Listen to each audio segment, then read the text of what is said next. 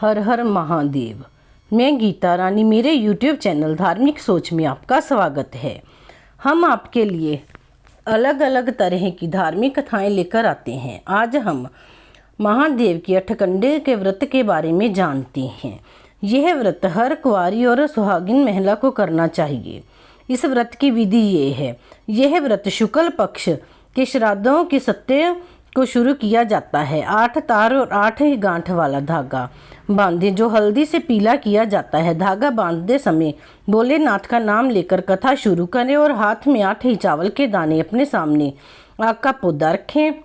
गमले में एक डंडी भी लगा सकते हैं और 1 लोटा जल का लें। निमित्त लिखित पंक्तियां 8 बार हर रोज सुबह नहा धोकर आग के सामने विधिवत बोलनी है और हर बार 1-1 चावल का दाना जल में डालते जाएं और बाद में जल को उसी पौधे पर डाल दें। श्राद्धों की अमावस्या के दिन शाम को 3-4 बजे इसका उद्धापन करें और आग को घर के बाहर कहीं कच्ची मिट्टी में डाल दें और ये पंक्तियां बोलनी चाहिए। अकद तूरा खांदा सी, मड़ी मसानी सौंदा सी, पुत्तां दा सहेला सी, अकेला होके रहिंदा सी, कुंजे पानी भरदियां, महादेव नूं वरदियां।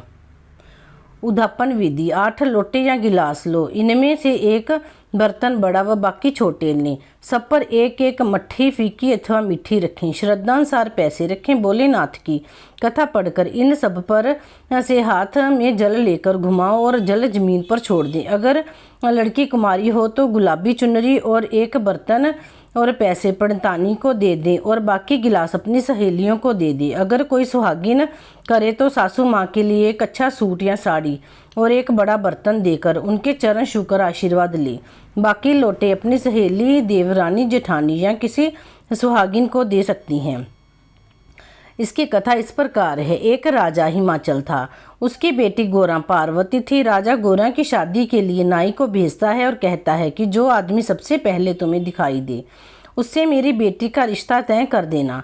नाई को सबसे पहले शिव शंकर भोलेनाथ मिलते हैं और नाई शिव शंकर जी से गोरा का रिश्ता कर देता है और शिवजी शगुन के तौर पर नाई की झोली में शंख की मुट्ठी डाल देते हैं। नाई उसे फेंक देता है। फेंकते ही शंख हीरे मोती बन जाते हैं।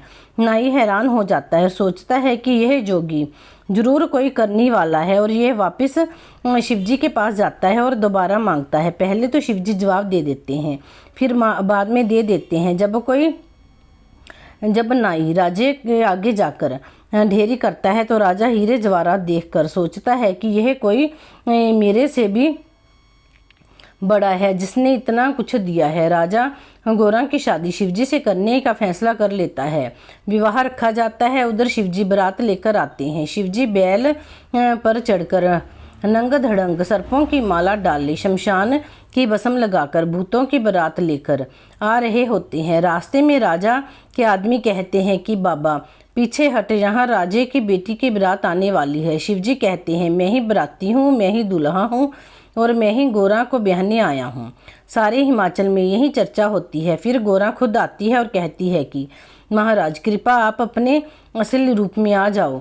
शिवजी कहने लगे गोरा तुम क्यों आई हो? फेरों से पहले दुल्हन दूल्हे के माथे नहीं लगती, लेकिन कलयुग में लगा करेंगी। अब राजा को अहंकार था। कहने लगे मैं बारात को 6 महीने तक रखूंगा। शिवजी राजा का अहंकार तोड़ने के लिए शुक्र और शनि को भोजन करने को भेज देते हैं तो राजा की अन्न और मिठाई के कोठे सब खत्म हो जाते हैं। राजा यह सब देखकर बेहोश हो जाता है। फिर गोरा की विनती करने पर शिवजी जल का छींटा देते हैं तो सब मिठाई के कोठे भर जाते हैं। फिर गोरा विदा होने लगती है तो राजे का घर साथ चल पड़ता है। तो शिवजी कहते हैं कि गोरा तेरे पिता ने दीवारों पर थापे नहीं लगवाए। गोरा ने थापे लगाए और विदा हुई।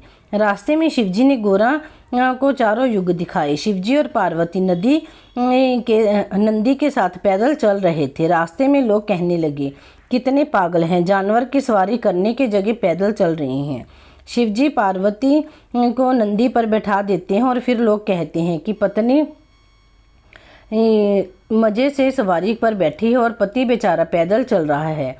पार्वती जी शिवजी से को नंदी पर बैठने के लिए कहती हैं। फिर लोग हंसते हैं कि छोटी सी बन्नो पैदल चल रही है और पति सवारी कर रहा है। आगे जाकर दोनों नंदी पर बैठ जाते हैं। फिर लोग हंसते हैं कि बेचारा जानवर जिस पर दोनों सवार होकर जा रहे हैं। पार्वती जी को शिवजी सांसारिक ज्ञान देते हैं कि लोगों का चलन बुराई ढूंढना होता है। फिर शिवजी कैलाश पर चले जाते हैं। गोरा से चढ़ा नहीं जाता और कहती है कि महाराज ये क्या?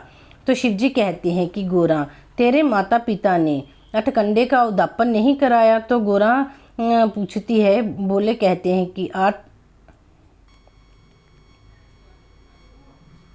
तब वह लोग गोरा के पिता से जाकर कहते हैं कि गोरा माता ने कहा है कि उन्हें उद्यापन के लिए 8 सोने के गिलास और 8 मट्ठी चाहिए।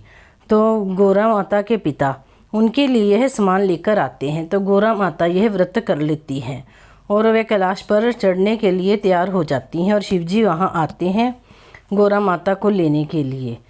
तो गोरा माता के पिताजी पूछते हैं कि हम तो राजा महाराजा हैं, हमने तो 8 सोने के गिलास दे दिए और जिसके पास ये ना हो तो वो क्या करे? तब शिवजी कहते हैं कि जिनके पास सोने के बर्तन ना हो वो चांदी के, जिनके पास चांदी के ना हो तो वो मिट्टी के 8 बर्तन ले सकता है, और जिनके पास इतनी भी समर्था ना हो वो किसी दरिया के पास जाकर 8 गड्ढे बनाकर उनके ऊपर मट्ठी और दक्षिणा रखे और उन पर जल छोड़कर उद्यापन कर सकता है। ये उद्यापन हर उस महिला को करना चाहिए, महिला और लड़की दोनों को करना चाहिए। उद्यापन के बाद यह सारा सामान अपनी सहेलियों में बांट देना चाहिए। जो सुहागन स्त्रियां हैं वो सुहागन को देती हैं, जैसे उनकी देवरानी, जेठानी, सास, ननद आदि में बांट देती हैं, और कुमारी लड़कियां अपनी सहेलियों को दे देती हैं। और जिस उद्यापन किया जाता है उस दिन व्रत भी रखा जाता है। कथा करने के बाद दूध, चाय, फल ले सकते हैं, लेकिन अन्न नहीं खाया जाता। उद्यापन करने के बाद मीठे के साथ खाना खा सकते हैं। अकत तूरा खांदा सी, मड़ी मसानी सुनदा सी, पुत्तां दा सहेला सी, अकेला होके रिंदा सी, कुंडे पानी भरदियां, महादेव नूं वरदियां। अकत तूरा खांदा सी, मड़ी मसानी सुनदा सी, पुत्तां दा सहेला सी, अकेला होके रिंदा सी, कुंडे पानी भरदियां, महादेव नूं वरदियां। अकत तूरा खांदा सी, मड़ी मसानी सुनदा सी, पुत्तां दा सहेला सी, अकेला होके रिंदा सी, कुंजे पानी भरदियां, महादेव नूं वरदियां। अकत तूरा खांदा सी, मड़ी मसानी सुनदा सी, पुत्तां दा सहेला सी, अकेला होके रिंदा सी, कुंडे पानी भरदियां, महादेव नूं वरदियां।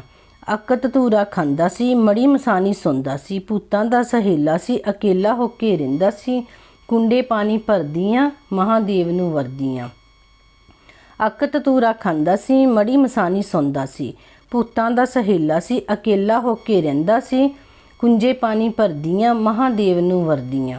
अकत तूरा खांदा सी, मड़ी मसानी सुनदा सी, पुत्तां दा सहेला सी, अकेला होके रिंदा सी, कुंडे पानी भरदियां, महादेव नूं वरदियां। बोलो हर हर महादेव। ओम नमः शिवाय। ओम नमः शिवाय।